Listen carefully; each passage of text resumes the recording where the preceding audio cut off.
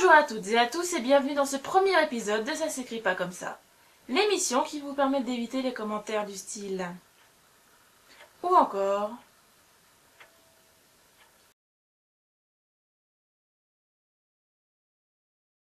En effet, il vous est peut-être déjà arrivé de commenter une image ou une vidéo, d'écrire un statut Facebook, un tweet, un article de blog, etc.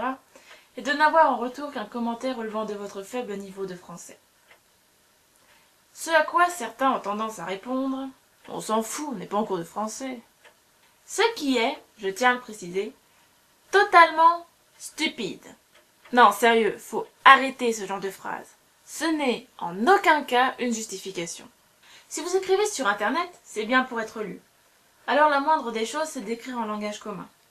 Parce que, en plus de faire saigner des yeux les amoureux de la langue française, faire des fautes d'orthographe, de grammaire ou de conjugaison peut nuire à la bonne compréhension de votre message. Et puis, on ne vous prendra jamais au sérieux si vous ne savez pas écrire. Et ce, pas que sur Internet. C'est pourquoi, dans ma grande bonté, et pour mon confort personnel aussi, j'ai décidé de vous aider.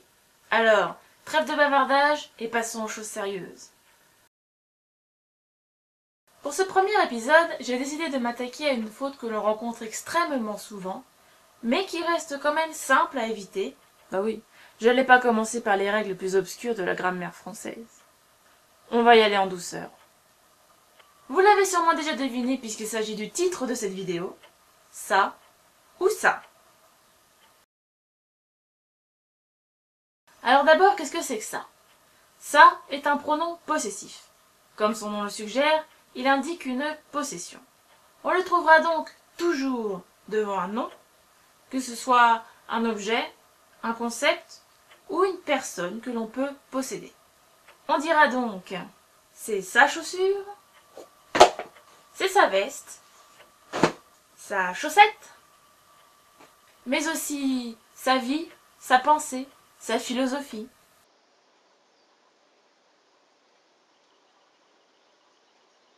Ceci est donc la seule et unique utilisation de ça, SA. Je ne veux donc plus jamais, jamais voir un seul ça va. Parce qu'on ne possède pas une va. Ça n'existe pas. Enfin, je crois. Vous en avez une, vous? Maintenant qu'on a vu le ça, voyons le ça. Ça est un pronom démonstratif. Contrairement au ça, SA, on ne le trouvera jamais devant un nom. Sauf si vous parlez à un objet, genre qu'est-ce que tu penses de ça, chaussure? Et encore, il y a une virgule entre les deux. Ça préfère traîner devant les verbes ou en fin de phrase. Exemple. Ça passe pas. Ça passe pas. Qu'est-ce que c'est que ça?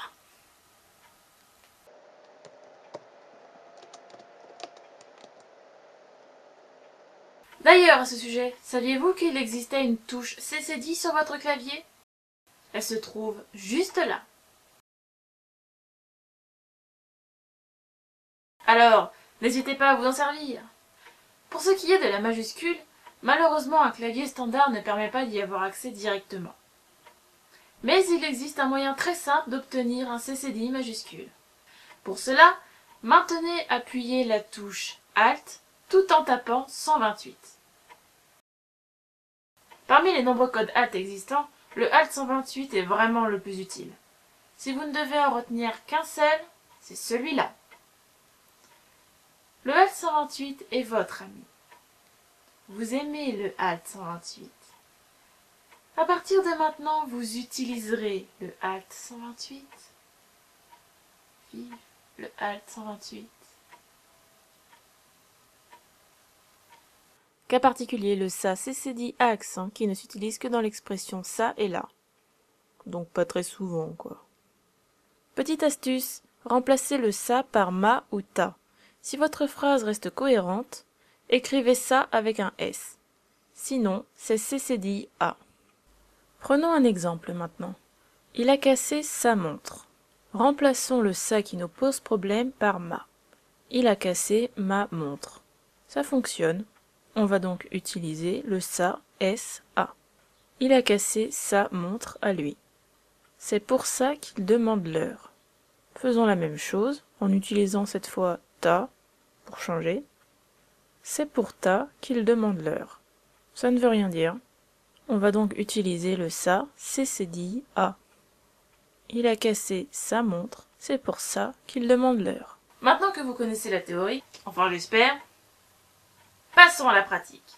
Pour cela, munissez-vous d'objets de type feutre, crayon ou clavier, ainsi que des supports adaptés à l'outil choisi, et notez les réponses aux questions suivantes.